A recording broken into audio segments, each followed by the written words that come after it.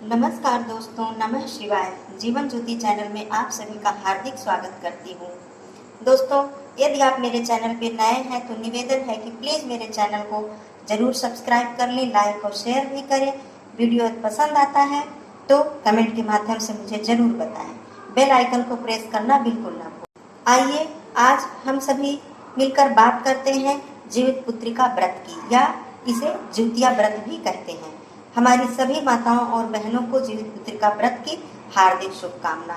आप सभी के संतान का भगवान कल्याण करें और उन्हें लंबी आयु दें। जिन माताओं बहनों को इस व्रत के विधि विधान के विषय में मालूम है तो बहुत अच्छी बात है। जिन माताओं बहनों को नहीं मालूम है या पहली बार कर रही हैं व्रत, उनके लिए इस वीडियो में संपूर्ण जानकारी मिलने वाली है।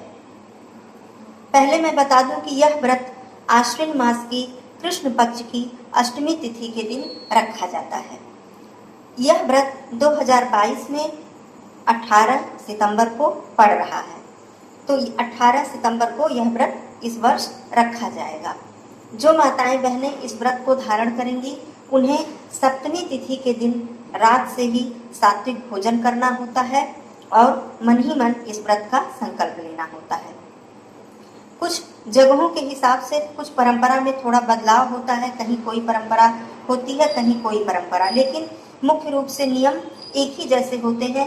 अगर परंपरा में कोई बदलाव है तो अपने घर के बड़े बुजुर्ग से, सास से, जिठानी से, बड़े बुजुर्ग से अवश्य ही पूछ लें, उसी हिसाब से परंपरा को निभाएं, क्योंकि किसी भी व्रत, पूजा, उपवास में अपनी परंपरा को लेकर चलना बहुत ही जरूरी होता है। तो आइए संपूर्ण नियम जान लेते हैं।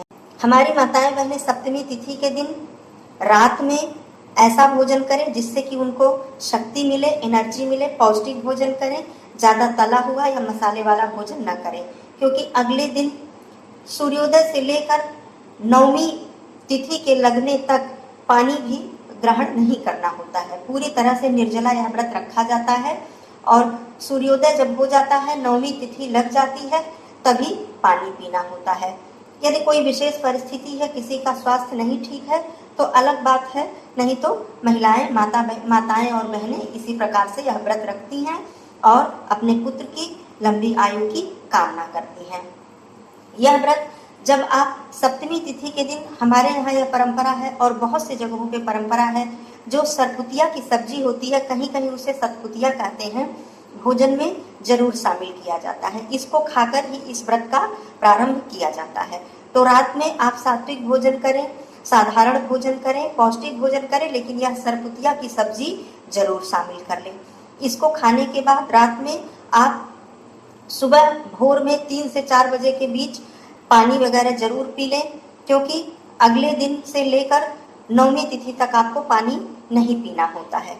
तो पानी पी लें या कुछ पौष्टिक पेय हो, ड्रिंक हो, जैसे ग्लूकान डी डाल के, या जिसको नींबू से कोई दिक्कत नहीं है तो नींबू चीनी मिला के शरबत वगैरह पी लें, जिससे कि पूरे दिन, अगले दिन आपको एनर्जी मिलती रहे। अब आइए अष्टमी तिथि की बात करते हैं। अष्टमी तिथि के दिन सूर्योदय होने से पहले उठ जाइए। अपने घर की साफ सफाई करने के बाद, स्नान करने के बाद, स्वच्छ वस्त्र पहनने के बाद आप नित्य जैसे पूजा करती हैं मंदिर में अपने भगवान जी की पूजा करें, अपने संतान की लंबी आयु, कल्याण की कामना करें और उनसे प्रार्थना करें। संकल्प लें कि आज मैं जीवित पुत्र का व्रत को धारण कर रही हूँ, मुझसे कोई त्रुटि हो जाए तो मुझे प्रभु क्षमा कीजिएगा। और इस व्रत की जो विशेष पूजा होती है वो शाम के टाइम होती है। अब हमें इस व्रत की पूजा कैसे करनी होती है, आइए जान लेते हैं। शाम को सभी माताएं बहनें नहा धोकर नया वस्त्र धारण करती हैं, श्रृंगार करती हैं और अरियार बरियार नाम के पौधे की पूजा करती हैं। यह पौधा ज्यादातर तालाब के किनारे, पोखरे के किनारे उगता है। पहले समय में तो यह विधान था कि माताएं नदी या तालाब में जाकर स्नान करती थीं, परंतु अब समय बदल गया है। प्रदूषण के कारण घर पर ही महिलाएं स्नान कर लेती हैं और कहीं कहीं तो जहाँ पौधा उपलब्ध होता है वहां जाकर पूजा की जाती है और कहीं कहीं गमले में पौधा घर पर ही लगाकर पूजा की जाती है। जैसी आपकी सुविधा हो उस हिसाब से उस पौधे की पूजा की जाती है। पौधे की पूजा करने में आप शाम को प्रदोष काल में स्नान कर लें, नया वस्त्र धारण कर लें और पूजन सामग्री में आप सिंदूर, धूप, दीप, फूल और जो खली होती है, खली लगभग सभी माताएं बहनें जानती होंगी, जो सरसों का तेल निकालने के बाद सूखा खली बचता है वही होता है। आप जाकर जहाँ सरसों की पेराई होती है वहां पर जाकर वो आसानी से मिल जाता है। उस खली को भिगाकर जब बाल धुलती हैं तो उस खली को थोड़ा सा बाल में भी लगाती हैं और पूजन के लिए भी उसे इस्तेमाल किया जाता है। जिस सरपुतिया की बात मैंने की है कि उसकी सब्जी खाई जाती है, उसी के पत्ते का इस्तेमाल भी इस पूजन में किया जाता है। तो इसके 8 पत्ते लिए जाते हैं, जो कि पत्ते बिल्कुल भी कटे फटे ना हो और किसी भी तरह से वो उसमें छेद वगैरह ना हो, बिल्कुल अच्छे अच्छे पत्ते 8 पत्ते ले लीजिए।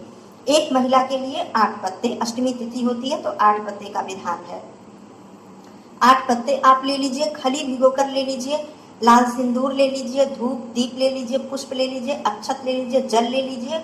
और एक दिन पहले ही जो जुतिया की माला होती है, आप मार्केट में बहुत आसानी से मिल जाता है, आप पूछेंगी तो तुरंत मिल जाएगा। लाल कलर का यह धागा होता है, एक धागा पहनने के लिए और एक धागा सुबह दान में देने के लिए लिया जाता है। वो धागा आप पहले से मंगा लें, पूजन सामग्री के साथ वो धागा भी आप रख लें। अब चाहे आप तालाब के पास जाकर या पौधे के पास घर के बाहर जाकर पूजा कर रही हो या गमले में पूजा कर रही हो, विधि वही रहेगी जिस विधि से पूजा की जाती है। अब मैं विधि बताती हूँ। कहीं कहीं यह भी नियम है कि भगवान जीमूत वाहन के नाम पर, जैसा कि इस व्रत का नाम जीवित पुत्रिका पड़ा है, भगवान जीवित वाहन के नाम पर इस व्रत का नाम यह पड़ा है, तो उनकी प्रतिमा बनाई जाती है खुद से, और कहीं कहीं यह प्रतिमा नहीं भी बनाई जाती है। चील और सियारिन की भी प्रतिमा बनाई जाती है और सिंदूर से टीका किया जाता है, और अरियार बरियार के पौधे की पूजा की जाती है। तो यदि आप प्रतिमा बनाकर, आपके यहाँ परंपरा है तो आप प्रतिमा बना लें और उन्हें भगवान जीमूत वाहन को, सील और चियारिन को सिंदूर का टीका लगाएं, उन्हें पुष्प चढ़ाएं, धूप दीप दिखाएं। अरियार बरियार के पौधे को पहले स्वच्छ जल से स्नान कराएं। स्नान कराने के बाद उन्हें सिंदूर से टीका लगाएं। टीका लगाने के बाद धूप और दीप दिखाएं, दिया जलाकर सामने रख दें, उनकी आरती उतारें और जो धागा माला आपने खरीदा है जीवित पुत्रिका, जिसको जुतिया की माला कहते हैं, वो माला आप अरियार बरियार के पौधे को समर्पित कर दें, चढ़ा दें। चढ़ाने के बाद वहां पर आप 8 सरपुतिया के पत्तों को रखें, उस पर खली रखें, खली लगा के सिंदूर से टीका करें। यदि आपके यहाँ खली रखी जाती है, खली नहीं रखी जाती है तो कोई बात नहीं, आप पत्तों को रखकर उसको जल से धोकर उस पर सिंदूर से टीका करके पुष्प चढ़ा सकती हैं, ऐसे भी नियम है। अब मैं बात करती हूँ कि यदि आप बाहर जाकर पूजा करती, हमारे यहाँ तो बाहर जाकर ही पूजा किया जाता है, तो जाते समय कहीं कहीं 7 प्रकार के अनाज को भिगोकर आंचल में रखकर ले जाया जाता है, यह बहुत जरूरी नियम है। और कहीं कहीं उड़द और चावल, केवल उड़द और चावल आंचल में रख के पूरे रास्ते थोड़ा थोड़ा गिराते हुए जाया जाता है। इस तरह से महिलाएं आंचल में लेकर जाती। अगर आपके यहाँ 7 अनाज, जिसको सतरंजा कहते हैं, सतंजा ले जाने का विधान हो तो आप सतंजा ले जाएं, उड़द और चावल ले जाने का विधान हो तो आंचल में उड़द और चावल रखकर अवश्य ले जाएं। या आप घर के गमले में यदि करती हैं तो थोड़ी दूर से घर में गमले के पास जहाँ तक आपको जाना है, चाहे वो 10 कदम ही हो, 4 ही कदम हो, तो थोड़ा सा उड़द और चावल या सतंजा गिराते हुए आप वहां तक जाएं, क्योंकि ये रस्म है, विधि है, तो इसको आप कर लीजिए। घर पे ही है तब भी कर लीजिए। अब सरपुतिया के पत्ते पर या खली रखना है तो वो आप रख सकती हैं, आपके यहाँ परंपरा है, नहीं तो सिंदूर से टीका करके सभी पत्तों पर पुष्प चढ़ा दीजिए, लाल फूल चढ़ा दीजिए, धूप दीप दिखा दीजिए और प्रार्थना कर लीजिए। अब बात आती है कि कथा सुनने की, तो कथा महिलाएं आकर घर पर भी सुनती हैं और या अरियार बरियार के पौधे के पास भी बैठकर सुनती है। यदि 2-4 महिलाएं इकट्ठा होकर पूजा करती हैं तो कथा उसी पौधे के पास बैठकर सुन लेती हैं। कथा का वीडियो अगले दिन आ जाएगा, उस वीडियो को भी आप लोग जरूर चेकआउट करिएगा, लिंक आप सभी लोगों को मिल जाएगा। तो इस प्रकार से आप पूजा करने के बाद घर पे आए। घर पे आने के बाद रात में भी पानी पीने का विधान नहीं है, सुबह ही पानी पीना है। अब बात आती है नवमी तिथि की। जब नवमी तिथि लग जाए, सूर्योदय हो जाए, तब आप सुबह उठे, नहा धोकर फिर से पूजा करें और अपने संतान के कल्याण की भगवान जीमूत वाहन से कामना करें, भोलेनाथ जी से, माँ पार्वती जी से कामना करें। अपने मंदिर में जिस प्रकार दैनिक पूजा करती हैं उसी प्रकार पूजा करें। पारण का क्या विधान है मैं बता देती हूँ। पारण के लिए आपको थोड़ा सा दही की जरूरत होगी। आप दही पहले से मंगा लें, दही रख लें। गुड़ और चीनी एक में मिलाकर प्रसाद बनाया जाता है। इस गुड़ और चीनी को आप पहले रख लें, उसके बाद जो दही होती है, जो आप माला आपने अरियार बरियार के पौधे पे चढ़ाई है, उसको आप घर ले आया जाता है। पूजन करने के बाद उसे उतार कर घर ले आया जाता है, उसी को पहना जाता है। उसको आप पहले रखी रहिए, रात में सुबह इसको पहनना होता है पारण के समय। तो सबसे पहले उस दही में जो गांठें होती हैं, उसमें 8 गांठ लगी होती हैं दोस्तों। तो उस गांठों को आप दही थोड़ा थोड़ा उसमें दही लगा लें। दही लगाने के बाद उस माला को पहले धारण ना करें, पहले आप गुड़ और चीनी का जो प्रसाद बनाई है उसको खाकर थोड़ा गुनगुना पानी पिए। वैसे भी निर्जला कोई भी व्रत होता है तो डायरेक्ट ठंडा पानी पीना गले के लिए हानिकारक होता है। तो आप थोड़ा सा गुनगुना पानी या नॉर्मल पानी पिए, फ्रिज का पानी बिल्कुल ना पिए। पीने के बाद उस प्रसाद को खाने के बाद थोड़ा सा दही खाने के बाद, दही बहुत ज़्यादा मात्रा में खाली पेट तो नहीं खाया जा सकता, लेकिन थोड़ा सा शुभ के तौर पे, रस्म के तौर पे खा के आप पानी पी लें। फिर उस माला को धारण करें। तुरंत ही माला खाली पेट या बिल्कुल बिना पानी पिए माला धारण नहीं की जाती है। आप उस माला को धारण कर लें। धारण करने के बाद आप फिर जलपान कर सकती हैं, चाय पी सकती हैं, पानी पी सकती हैं। और किसी भी यह व्रत हो या और कोई भी व्रत हो, जिस प्रकार से सात्विक भोजन करके व्रत का प्रारंभ किया जाता है दोस्तों, उसी प्रकार व्रत का पारण करने के बाद जब अन्न खाया जाता है तो सात्विक ही खाना चाहिए, कोई भी व्रत हो। तो इसलिए मैं यही कहूँगी कि जो पहला भोजन आप सुबह का कर रही हैं उसमें लहसुन प्याज का इस्तेमाल ना करें तो बहुत ही बेहतर है।